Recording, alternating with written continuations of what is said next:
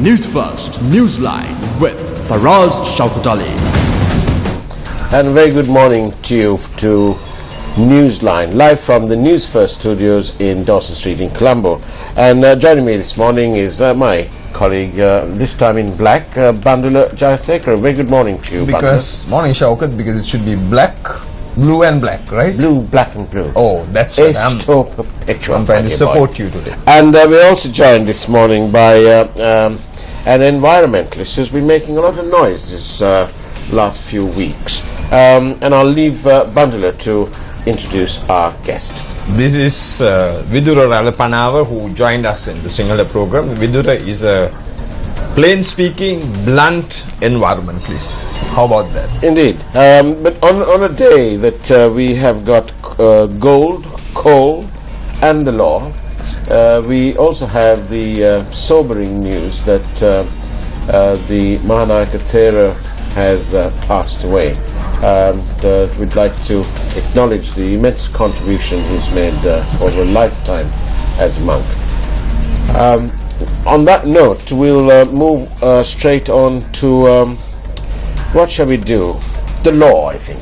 No, but again for us, if you tell our viewers the role played by our network with Action TV in highlighting the plight of the child Yes. who's got a school now. Indeed. I'll come to that in a moment. About the law, I found this interesting article by Johan Pereira for reporting for the Daily Mirror on page 8. It should really be in the front page, Mr. Editor, my opinion, but still. And it's about one law for a minister and one law for Buddhist monks. So says Wimal Weerawansa. Do you know, Bandula, I agree with him. Yeah, I do too. Because we quite agree with him that this Buddhist monk who's broken the law has been arrested. But what saddens me is that this minister, and he calls about one law for a minister, he says, well, this is the minister who's involved in some sort of passport matter. Former minister. And he you couldn't touch him when he was a minister. No, he was a pseudo-socialist, I would But then say. he had to run along to our dear Prime Minister, and the dear Prime Minister supposedly got involved, and he wasn't arrested. But somebody else, of course, would be arrested. Anybody else, but not young Wimal Weerawansa. Yeah. He's a bit of an artist, isn't he, really? I think he can sing also. Do you remember he can the do fasting. Yeah. Yes, do you remember the fasting? Yeah, the feasting started after that. Yes, but the Sunday leader had a photograph of a saline line to the man. Yeah, do you remember that? That should be kept for these innocent and the poor, not waste saline on him. And now that we've finished with the law, that little clip on law, we'd like to play you this clip on gold. This was what transpired in Parliament yesterday, and I believe our producer is ready now to play this clip of what happened yesterday. දේපැවති ප්‍රදේශවල LTT සංවිධානයේ සතුව තිබී සොයා ගන්නා ලද රත්රන් ප්‍රමාණය බර අනුව කොපමණද භාණ්ඩ අනුව කවරේද එම භාණ්ඩ රජයේ භාරයට පත් වූ ආකාරය කවරේ හමුදා වාර්තා අනුව කිලෝග්‍රෑම් 150කට ආසන්න රන් භාණ්ඩ හමුදා භාරයට ගෙන තිබෙනවා මේ භාණ්ඩ වලින් කිලෝග්‍රෑම් 32කට ආසන්න ප්‍රමාණයක් මහ බැංකුව වෙත භාර දී තිබෙනවා මේ පරස්පර සංඛ්‍යාලේඛන මෙන්ම අපැහැදිලි තැන් ගණනාවක් මේ ගණදෙනු සම්බන්ධයෙන් තියෙනවා මේ රත්තරන් වල සැබෑ අයිතිකරුවන් සොයා ගැනීමත් ඒ රත්තරන් හොරපාරක ගියාදයි සොයා ගැනීමේ යුතුයකම් හා වගකීම් මේ පාර්ලිමේන්තු සතු බව මම අවධානය කරන්න කැමතියි. අපි සම්පූර්ණ සහයෝගය දෙන්න. ඉතින් මම කියන්නේ මේක ආණ්ඩුවක් හැටියට කළ යුතු කාර්යයක්. මේ ගැන හොයන්න ගියාම එක එක වාර්තා තියෙනවා. අපි කොමිසමක් පත් කරන්න ඕනේ ජනතාවෙන් අදහස් අහන්න. නැත්නම් මේ කොමිටියෙම ජනතාවගේ අදහස් අරගෙන අපිට කියන්න පුළුවන්. කොමිසමක් පත් කරලා තව කල්යයි. ඒ කොමිසිය ඉවර කරලා මෙතෙන්ට එන්න. බෙදා දී තිබෙන්නේ 30යි නම් හමුදා භාරයේ තිබෙන්නේ 80යි නම් 150ක් තිබුණ බව වාර්තා කරලා තිබෙනවා නම් මෙතන රත්තරන් කිලෝග්‍රෑම් 40ක හිගයක් තියෙනවා. ඔබතුමාගෙන් දැනගන්න කැමති ඒ හිගය පිළිබඳව දැන්ට සොයාගෙන තිබෙන තොරතුරු සහ ඒ වෙනත් ස්ථානයක තිබෙනවාද කියලා ඔබතුමාගෙන් දැනගන්න කැමතියි. ඔබතුමා කියන හැටියට මෙතන පරස්පර විරුද්ධයි කරුණු කීපයක් තිබුණා. ඒ නිසා මම බැලුවේ තව ටිකක් කල් ගන්නද නැත්නම් මේක සභාවට දැනුම් දීලා අපි ගත යුතු ක්‍රියාමාර්ගය කුමක්ද කියලා සභාවෙත් අදහස් අරගෙන අන්තිම තීරණයක් අරගන්න. Astonishing, isn't it? It's even James Bond theme wouldn't match this one. It's absolutely astonishing that this gold has gone missing. Not only are the people in that area been subject to enormous terror for over 30 years, but and lost their lands for a variety of reasons, but they've also lost their possessions and their valuables and this gold. What on earth do you think has happened? As an investigative journalist, you should start a big investigation on this. But part of those investigative journalists usually get leads and claims. We got no lead. Yes, no, we have. We have one claim, and which is gaining currency, and we hope that they can get to the bottom of it. But it is that an Eastern Asian nation royalty had purchased this gold. Who sold them? Well, that's right. Not only did they connive to do this, but the middlemen, and that's where the information is obviously coming out, because the middlemen didn't get their commission; they got shortchanged.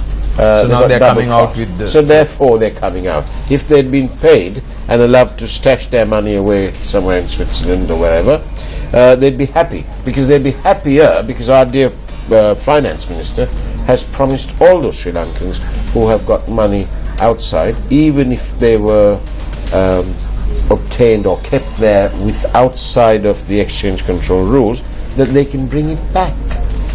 No questions asked. Maybe you should also speak to your dear governor of the central bank, because the dear prime minister mentioned that. Yes, but this governor is. I think we shouldn't pay much notice to him. He's just lost the plot, and his only qualification, in my view, he looks like you. Well, apart from him, not me. His only qualification appears to be that he is a very close confidant of our dear Prime Minister. And, you know, people really must oppose his continuance in that office. They must petition their members of parliament and so on. Faraz, I'm sure you can start the campaign at the Royal Tourbillon today, because you'll be meeting all of them. Yes, the dear Prime Minister tends to come there. I shall tell him.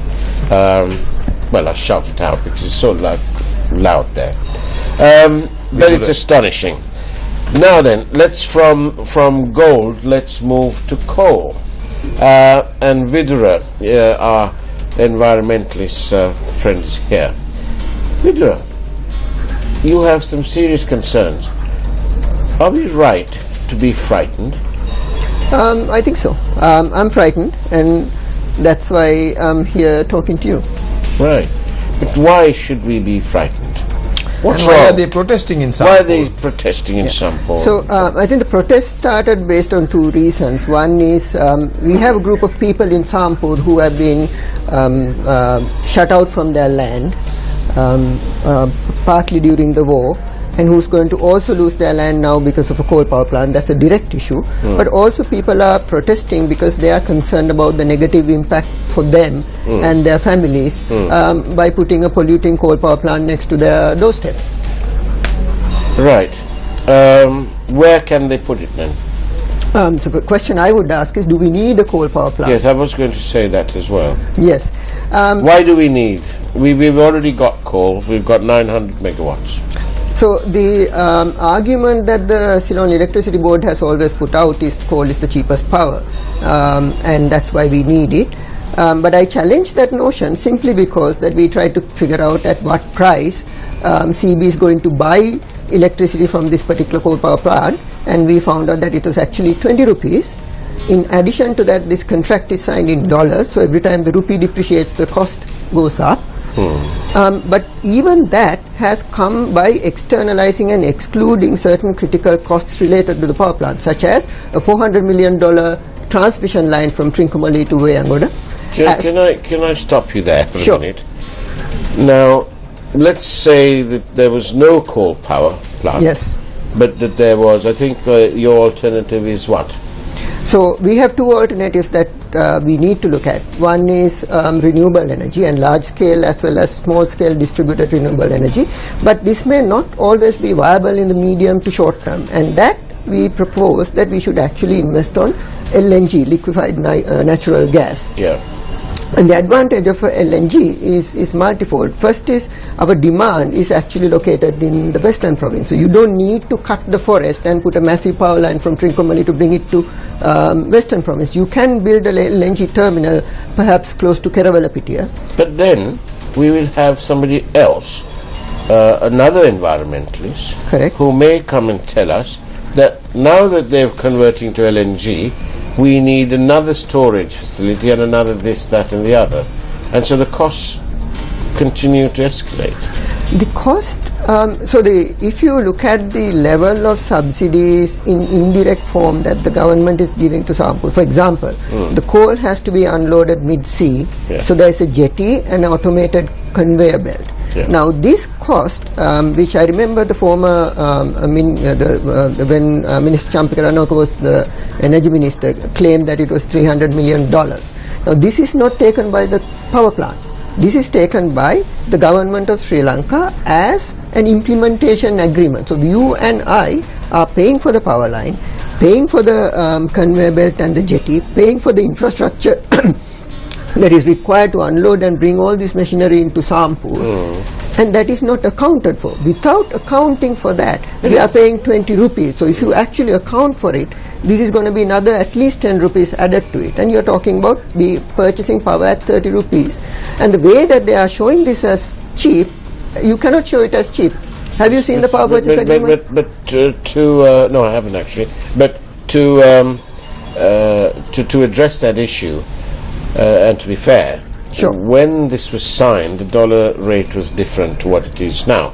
Everything's gone haywire because this government, under the stewardship of a foreigner, Arjuna Mahendran, has been unable to control the fluctuating rate of exchange. And whatever's said and done, the former governor and former Treasury Secretary were able to provide a modicum of stability. Now, when we calculate the 20 rupees now, it's 20 rupees now because the exchange rate's different now. We have to remember, Vidra, that it was 130 before, and it's now 145, 147. So my response to that is, we are building a coal power plant, and we need to run a coal power plant typically for 30 years. Now we don't need to think about who raised what at what point. If you look at the history of the exchange rate in Sri Lanka, look at the trend. Yeah. Right? So this is not which government is doing what. Throughout all the governments we've had in the past, exchange rate has, the rupee has depreciated. So I'm not interested in... But not on such a vast scale. In previously, I looked at the figures. I think the exchange rate movement was around 2.5%. Now, in the space of just over a year, it's over 10%. I'm not an economist. What I've seen is in the past trends. But all I know is it was 130. It's 147 now. That's a lot of money. My argument is very simple. If you look at the past trends, rupee is always going to depreciate. It has done in the past, and I don't see it being different in the future. So we can have an argument of what rate, but at any rate, depreciation of the rupee increases automatically how much we are paying for the electricity that we are gaining. And that is an economic concern because we are signing. So if you think about renewable energy, we sign renewable energy purchase contracts in rupees. Right. I want to ask on our news, Sirasa TV1 News, the respected, world-renowned environmental Ranil Senanayake said that our people will die, it will affect the nature, our history, ruins, everything. How true is that? So there are two specific impacts that people will have immediately. So in addition to the impact on the people who are living next to the Sampur power plant, across the country there's going to be two impacts. One is coal dust, fly ash that goes out actually has quite a bit of heavy metals. These are mercury, lead, arsenic, chromium, cadmium, those type of stuff. Now this dust is going to come and land across the country, especially because of the northeast monsoon. We are putting this on top of northeast monsoon. Now if you look at what is in the middle of the country, we have north central province.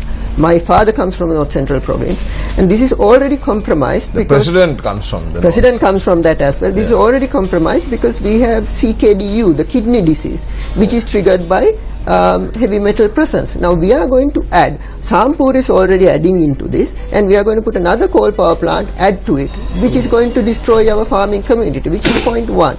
Point two is that any coal power plant puts certain gases, when contacted with water or water vapor, becomes acidic.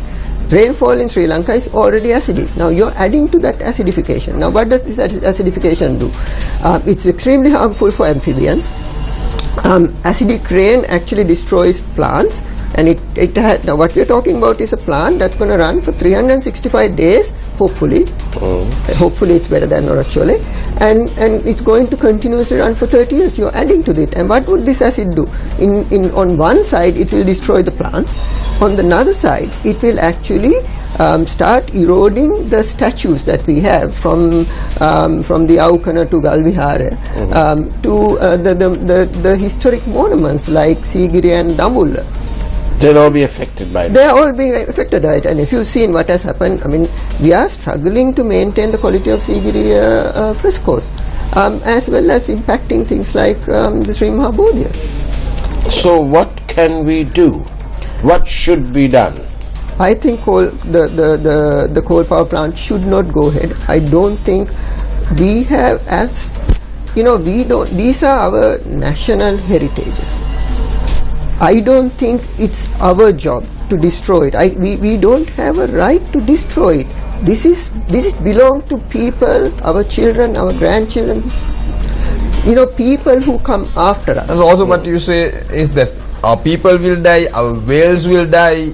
That's so I what want to he talk was about, mentioning. you know, that Trincomalee is the most unique marine ecosystem in the whole world. There is nothing similar to that. It's a tropical natural harbour which is the deepest in the world.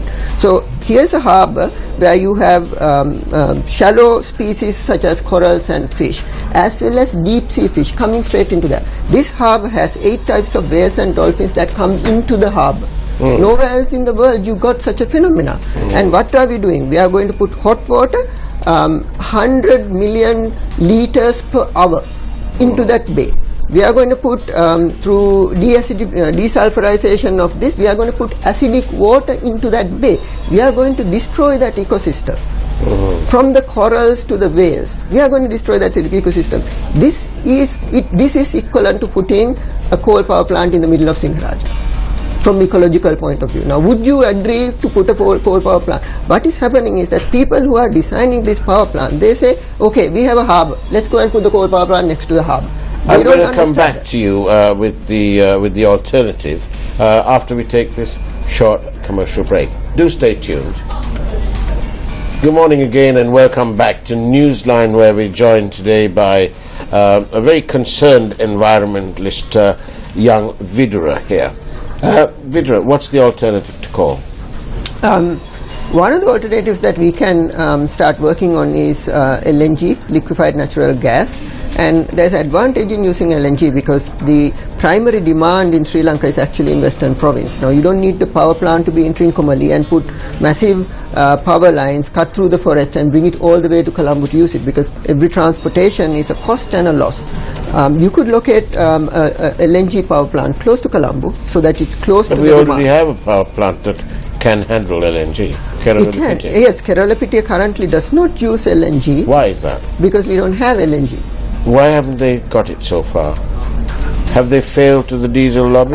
What? Well, I think in addition to diesel lobby, there is a coal lobby. Because if you look at the CEB's rejected generation plan, it was rejected by the Public Utilities Commission. They want to build 3,200 megawatts of coal in Trincomalee. So Sampur is the first. 500 megawatt, 1200 megawatts coming in Japan. And in addition to that, in Mirissa, they want to build a coal infrastructure. There is no country in the world who is going to say, we are going to have our whole future generated out of coal. In Mirissa? Yeah. And all those whales and dolphins that Bandar has gone and filmed will all die. And you know, Vidura, is very strange. You're talking of the coal lobby. My dear friend Shaukat was shot. I mean, he escaped death. I don't know if you are aware of it. Investigating coal, right? Well, yes, that was one of my main investigative so pieces. So we're glad that he's here. But really, in Mirissa, you look at the bang in the middle of tourism Lanka. Well, Trincomalee is tourism bang in the middle of tourism Lanka, because that ecosystem, we really haven't really used that in tourism, because you don't have this. You know, if you go diving in this, you can do shallow sea diving, deep sea diving just off the coast. So with the 500 plus 1,200 plus the 900 we already have, we obviously for the next few years we're going to have an excess of power. What happens to the excess of power? What are their plans? Are they going to pack it and store it, or are they going to export it to South India?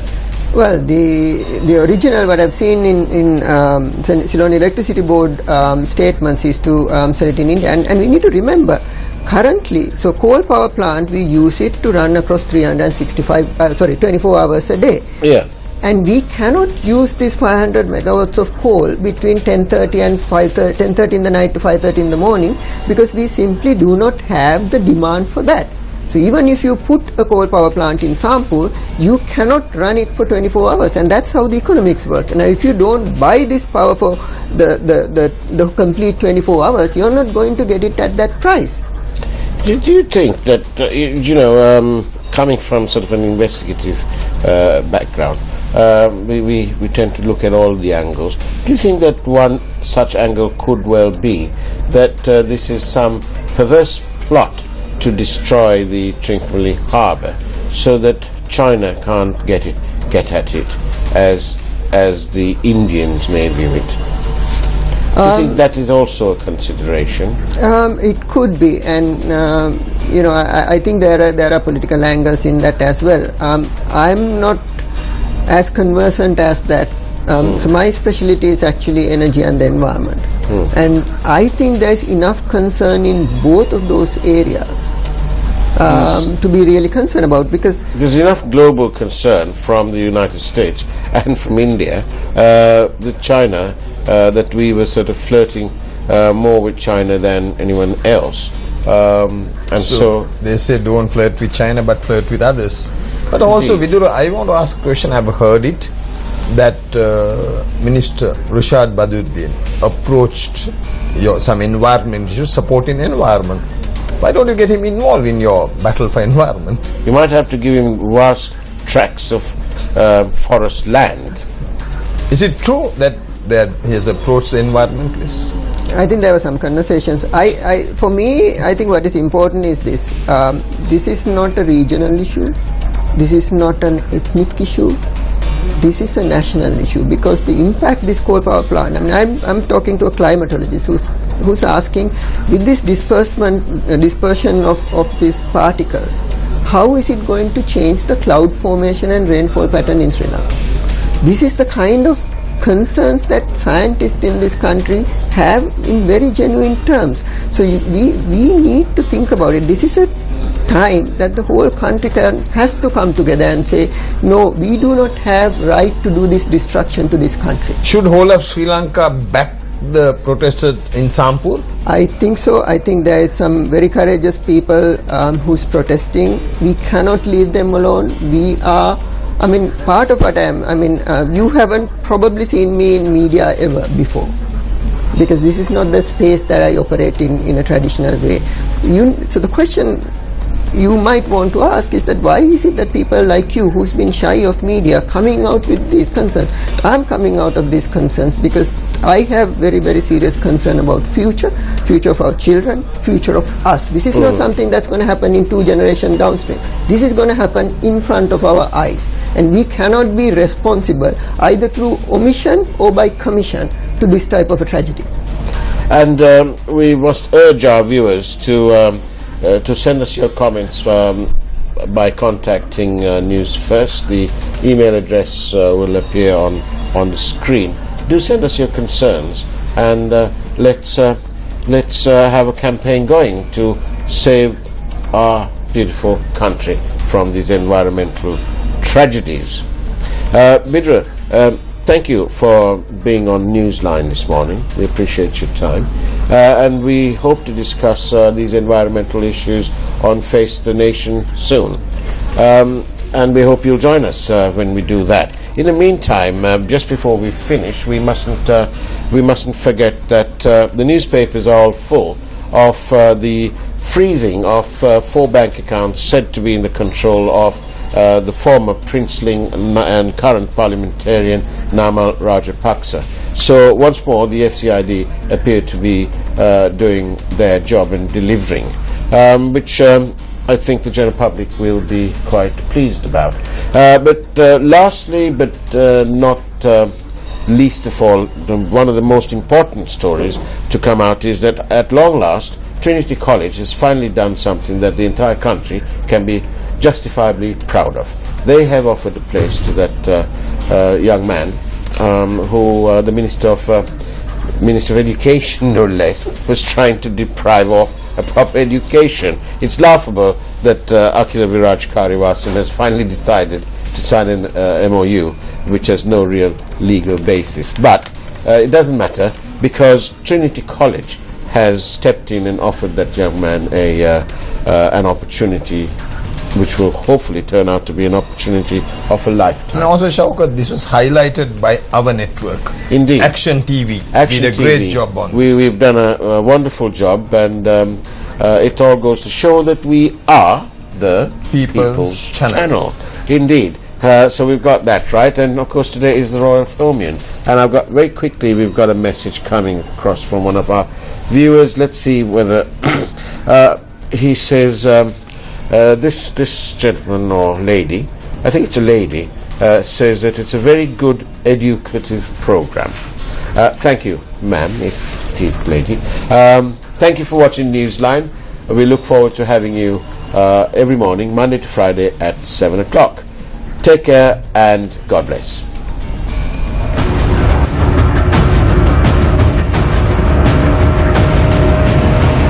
News First, Newsline with Faraz Shaukat Ali.